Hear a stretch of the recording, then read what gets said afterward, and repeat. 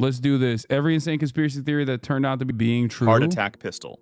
In 1975, William Colby, the CIA director at the time, had to testify in front of a committee that was investigating the CIA. This happened because there were many accusations of assassinations of foreign and American politicians from the CIA, so the US Senate put it under investigation for alleged covert action abuses, which resulted in 14 reports of major abuses by the CIA, FBI, and NSA. However, there was an accusation, or conspiracy theory, that was much more worrying than the rest of them. It was thought that the CIA had developed a pistol that could fire a poisoned dart from around 300 feet, cause death, and leave no trace of what the cause was. When William Colby declared that they had a poison dart gun that was potentially basically completely silent, felt like a mosquito bite to the target, went through clothes, caused a heart attack, and left no traces but a small red spot because the dart melted, the public was shocked. Furthermore, it was revealed that this wasn't an isolated case. It was part of Project MK Naomi, a project designed to increase US biological and chemical warfare capabilities. This was the only time this gun was shown in public. Nice. USA's fake Cuban terrorist attack.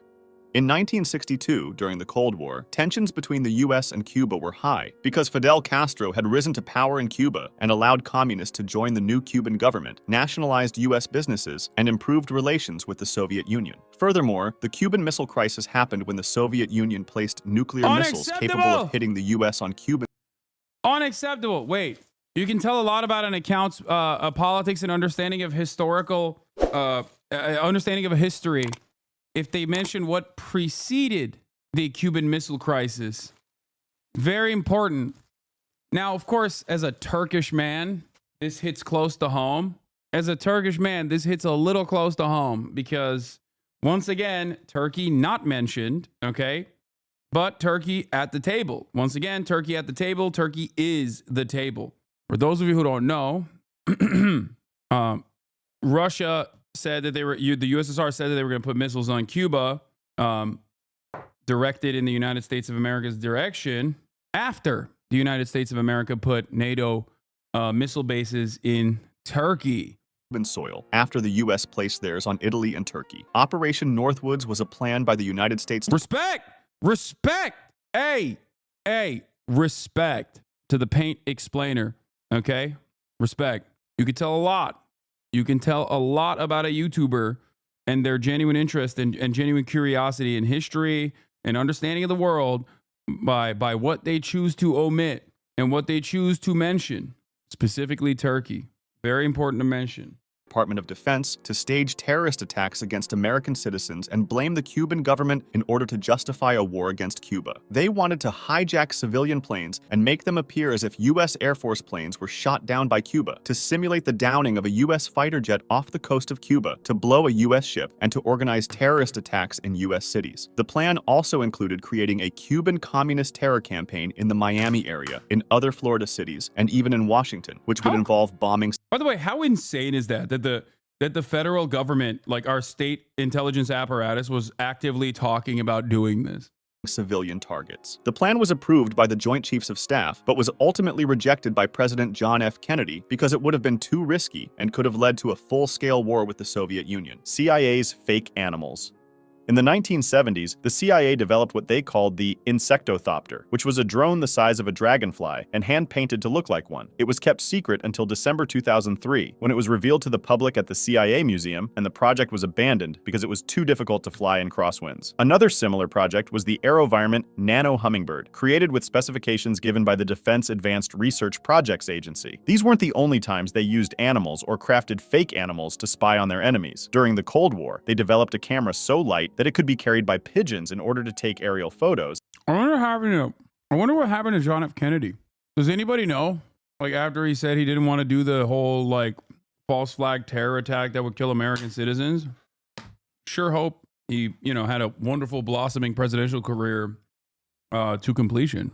Seems like he's got a good head on his shoulders.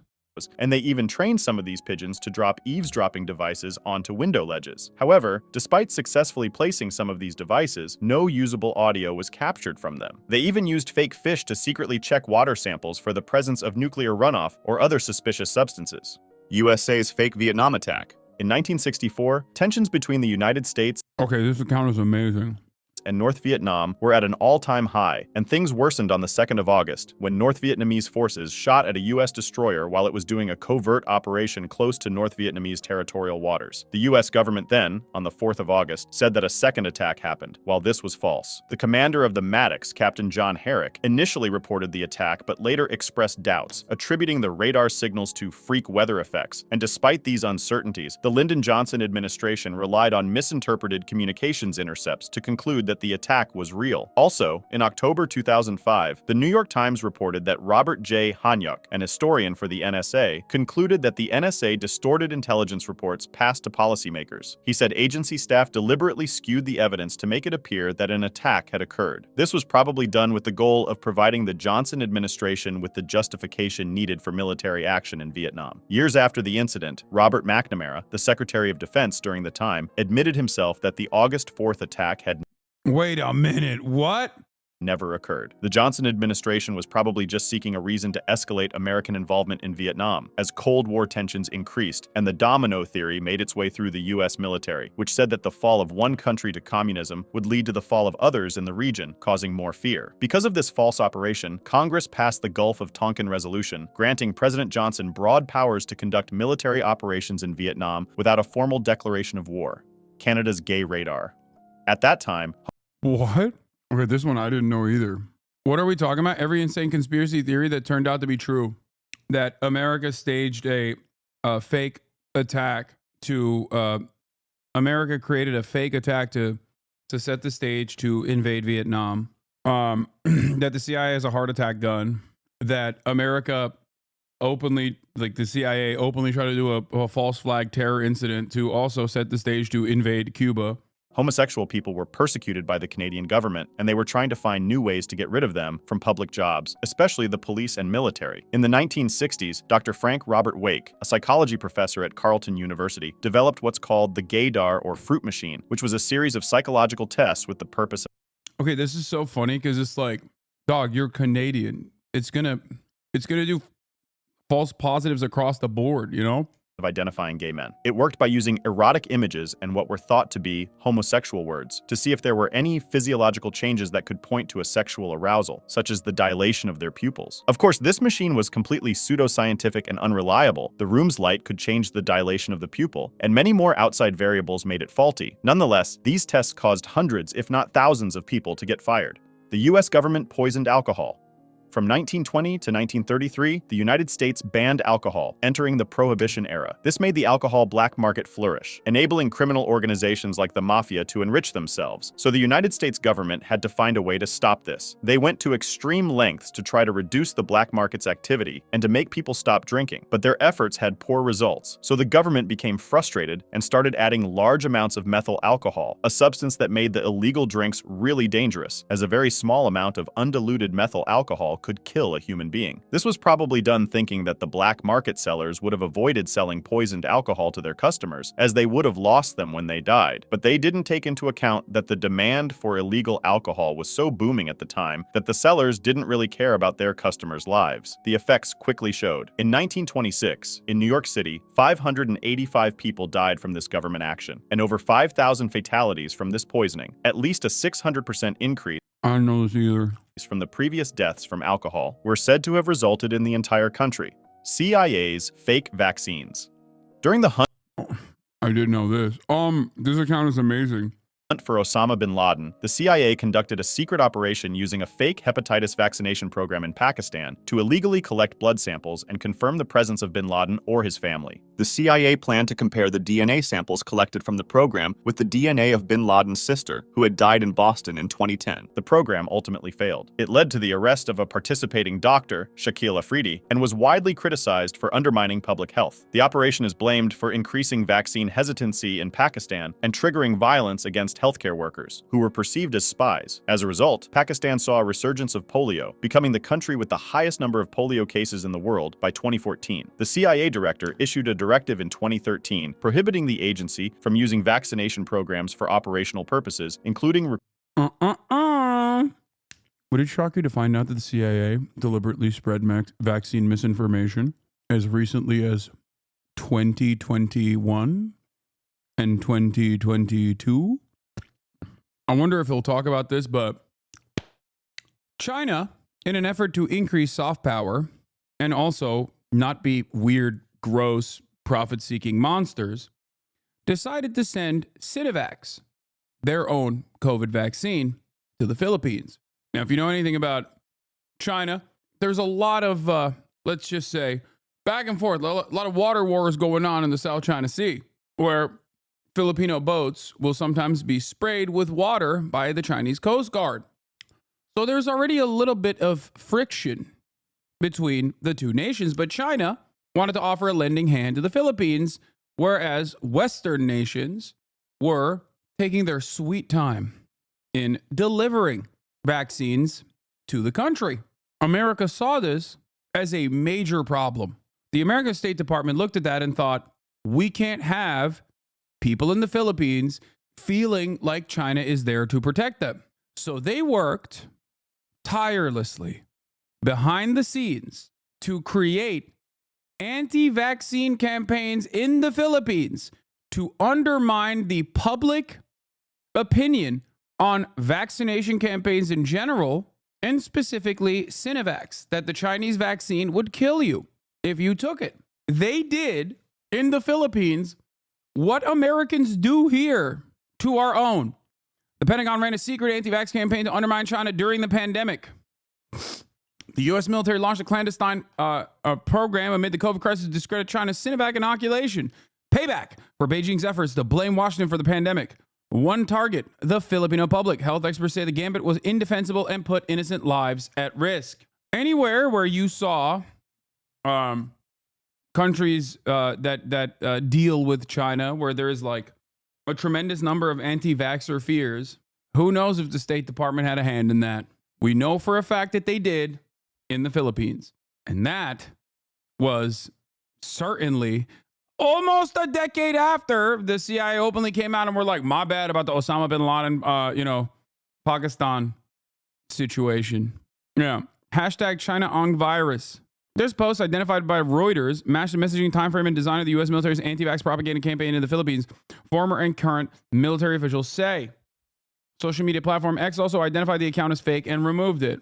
COVID came from China, and the vaccine also came from China. Don't trust China, one typical tweet from July 2020 read in Tagalog. The words were next to a photo of a syringe beside a Chinese flag and soaring chart of infections. Another post read from China, PPE, face mask, vaccine, fake. But the coronavirus is real. The U.S. military's anti-vax efforts began in the spring of 2020 and expanded beyond Southeast Asia before it was terminated in mid-2021, Reuters determined. So it was expanded beyond Southeast Asia. He doesn't understand a simple gambit. Yeah, that's true. It was a gambit, dude. It wasn't a tactical misinformation campaign. You're right, Chatter. Oh, man. I didn't realize it was a simple gambit. Oh, man. Masterful gambit, America. Recruiting healthcare workers. It's in situations like these that we see the impact information has on our perception and beliefs. The health of the Pakistani population was undermined by disinformation that caused disbelief in the healthcare system. It's crucial to get an objective view on matters. For example, news outlets might frame stories through a different lens based on their political leanings and interests. Fortunately, today's sponsor, Ground News, addresses this issue by enabling us to see a broader, unbiased perspective by gathering information from a multitude of sources. For example, it has been reported that Mexico warned they would impose their own tariffs in retaliation if Trump were to impose a 25% tariff on Mexican goods. 348 sources reported on this, primarily from the center, with less coverage from right and left-leaning outlets. This creates what Ground News calls a potential blind spot in critical analysis for people who typically consume right and left-leaning sources. The differences in I do find it funny that many of my friends who do wonderful YouTube videos, and this guy I don't know, but he very clearly is like a smart guy, have Ground News as like a major advertiser, and Ground News is still at the end of the day using a lot of faulty methodology to figure out what their bias chart is, including but not limited to, as far as I understand, the Koch brother, funded Pointer Institute. Like media bias ranking structures are entirely dominated by far-right billionaires that have set up these like supposedly apolitical these apolitical institutions that almost always churn out, almost always exhibit a right-wing bias. Coverage between political leanings are clear. For example, a right-leaning source calls Trump's tariff proposition a threat, while a left-leaning source describes the situation in a more intense way. Ground news doesn't tell you what to think. They gather the world's news to help you come to your own independent conclusions. One of my favorite features is their blind spot feed, which shows you stories underreported by one side of the political spectrum, so I can see stories I normally wouldn't have. I really think Ground News' mission aligns with what I aim to do here on my channel, so go to ground.news. I don't think these guys know that, by the way. And also I still don't have an issue with Ground News. I don't really care. News/TPE to stay informed with context you can't find anywhere else. Or scan my QR code for 50% off the same top-tier Vantage plan I use for unlimited access to all their features. Thanks again to Ground News for sponsoring this video. Operation Sea Spray.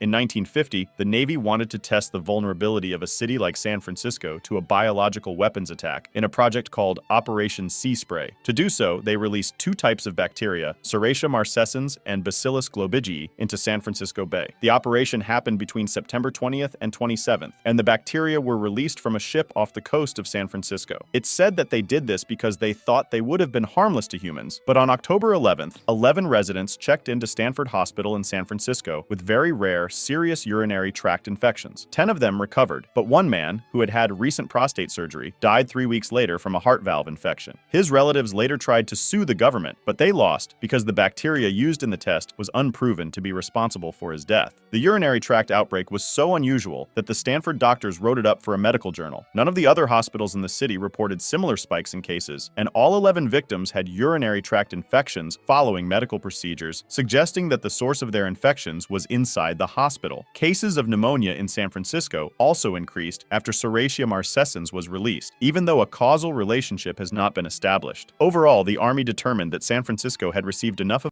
Dude, it's so crazy that, like, the American government is so out of pocket.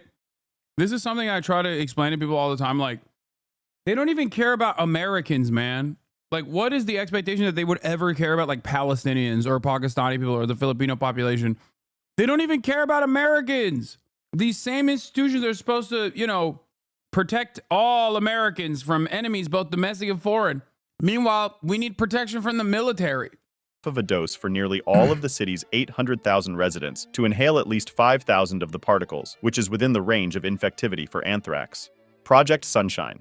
Project Sunshine was a series of research studies done by the U.S. government that began in 1953 to see the impact of radioactive fallout on the world's population, which remained secret until 3 years later, in 1956. They wanted to see the body's reaction to radioactive isotope strontium-90, which represented the most serious threat to human health from nuclear fallout, especially on kids, since their— I think this was done in my neighborhood VA. When I lived in Brentwood, there were certain parts that the VA owned. There was a dog park in Brentwood where there were certain parts that the VA, like certain land that the military owned, that was plotted out for the VA, and you were just like not allowed to. The one next to the Getty, that's a massive facility, exactly. And I think that that's where they did this Project Sunshine, if I'm not mistaken. Young developing bone tissues have the highest propensity to accumulate strontium-90, and thus they have the highest susceptibility to radiation damage. Of course, this type of experiment wasn't that feasible, since doing it on alive humans would be an ethical monstrosity, and there weren't many familiars that would like to donate their deceased loved ones to be experimented on like this. Somehow, though, 1,500 sample cadavers, mostly babies and young children, appeared out of nowhere. That's because they were taken from countries ranging from Australia to Europe, often without their parents' consent or knowledge. A British mother had even said that her stillborn baby's legs were removed by British doctors, and to prevent her from finding out what had happened, she was not allowed to dress the baby for the funeral. The Dalai Lama worked for the CIA. During the Cold War, it seemed like China and its— This guy's awesome. Mr. Tongue Suck. The Dalai Lama did work for the CIA. It's kind of funny because the CIA just gave up on Tibet. That's why he's saying worked for the CIA. They did. They literally had a program. They spent a bunch of money on it. And then I've never actually looked into it, but I wonder why they just straight up gave up on it. They're like, whatever. Like they shelved the destabilizing, like the destabilization initiatives that they wanted to implement in Tibet. There was like a big free Tibet movement. Some of it is also obviously, born out of people and their frustrations, specifically as it pertains to Dalai Lama. Oh yeah, I think they did. They did do that when Nixon normalized relations. You're right.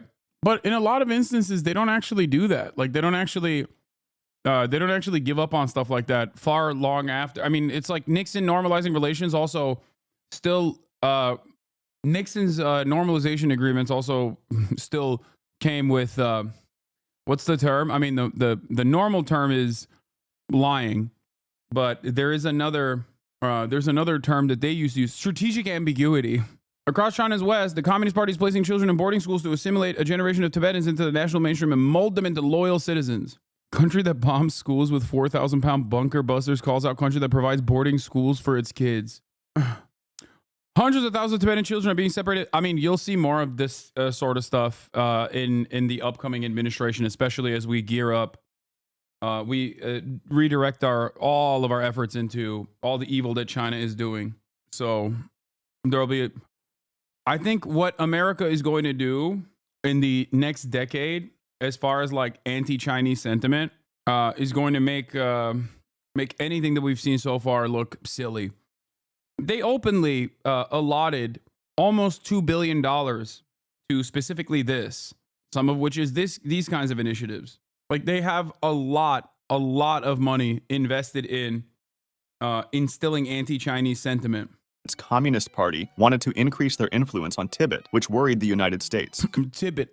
Consequently, the CIA created what was called the CIA Tibetan Program, where they trained and strengthened various isolated Tibetan resistance groups, which eventually led to the creation of a paramilitary force of 2,000 men. They also sent military supplies in stealthy ways to not attract China's attention, and they spread pro-Tibetan propaganda by showing the human rights abuses in Tibet under Chinese rule. The plan reached $1.7 million of annual funding, and the funny thing is that the Dalai Lama himself received an annual salary of $180,000 from the late 1950s to the mid-1970s, even though he stated that he used most of the funds received from the CIA to finance the activities of the Tibetan government in exile. His brother, Gyalo Thondup, was also considered a CIA's top asset. The program ended after President Nixon visited China to establish closer relations in 1972, but the Dalai Lama and his brother thought that this demonstrated that the US didn't care about genuinely helping the Tibetan people, but that they were following their own interests in the Cold War. The US president's wife became the real president. Edith Wilson was the wife of President Woodrow Wilson when, in October 1919, he suffered a stroke that heavily incapacitated him. They hid the true extent of the president's illness and disability from the American public, and although she was never officially elected president of the United States, she played a significant role in managing the country after her husband's condition, and some scholars even call her the secret president or the first woman president. She took control of many of the day-to-day functions of the executive branch, deciding which communications, issues, and matters of state were important enough to bring to the bedridden president's attention. For this reason, she required that all members of the cabinet send urgent matters, memoranda, correspondence, questions, and requests to her. In this way, she became the sole link of communication between the president and his cabinet. Even though she claimed that she didn't take any decisions herself, her role as a potential gatekeeper of info gave her lots of power and influence, and some suggest that she even successfully pushed for the removal of Secretary. Another example that comes to mind is also Ronald Reagan and Jill Biden with Joseph Robinette Brandon. Secretary of State Robert Lansing. CIA's cat spies. In the 1960s, Operation Acoustic Kitty was launched, which aimed to use cats as spies. This project's estimated cost, according to former CIA officer Victor Marchetti, was around $20 million, and the procedure consisted of implanting a microphone in the cat's ear canal, a small radio transmitter at the base of its skull, and a thin wire in its fur. The first mission of a cat spy was to eavesdrop on two men in a park near the Soviet embassy in Washington, D.C. The cat was released nearby, but was almost immediately hit by a taxi. However, Robert Wallace, a former director of the CIA's Office of Technical Service, disputed this version in 2013. He said the project was abandoned due to the difficulty in training the cat. This failure, accompanied by other failed tests, caused the project to get shut down in 1966. Respect. I'm back in. Impossible to tame. Impossible to train. Cat said, I ain't no fed. Yeah. 7. USA's gay bomb. The idea of a gay bomb, a non-lethal chemical weapon designed to make enemy soldiers attracted to each other, was considered by the U.S. Air Force. This hypothetical weapon, mentioned in a 1994 Department of Defense document, aimed to disperse sexual pheromones among enemy forces to generate mutual attraction, leading to mass confusion and panic. Along with the gay bomb, other ideas were discussed, such as remotely engineering body odors using compounds found in bad breath and excessive sweating, with the goal of making the enemy so smelly that they could be easily detected by their opponents. However, there is no evidence that these weapons were used or that it's possible to create such a thing. If you want to discuss this video or suggest an idea for the next one, join my Discord. Link in the description. While Los Angeles firefighters continue to battle the ongoing blazes, some right-wing figures have been spreading false and bigoted claims about the situation and also some conspiracy theories. This include unfounded assertions that the fires are the result of efforts to promote diversity within the fire department. This misinformation mirrors the baseless narratives that surfaced during the hurricane response in North Carolina, where partisan actors exploited public frustration to push political agendas. Such tactics contribute to an already chaotic flow of information during fast-moving crises. A recurring theme in right wing media and commentary is the suggestion that diversity initiatives in the LA Fire Department are responsible for the devastation. For instance, the X account Lips of TikTok, known for its anti LGBTQ rhetoric, posted, "Meet LA Fire Chief Christine Crowley. She boasts about being the first female and LGBTQ fire chief in the LA Fire Department. Promoting a culture of DEI is her priority. Thus, these make you feel safer?" In another post account with nearly 4 million followers stated, "DEI will get people killed. DEI must die." Additional misinformation has targeted LA Mayor Karen Bass and California Governor Gavin Newsom, accusing them of mismanagement. If you found this video interesting, then make sure to hit the like button and subscribe to this channel for more videos like this, and thanks for watching.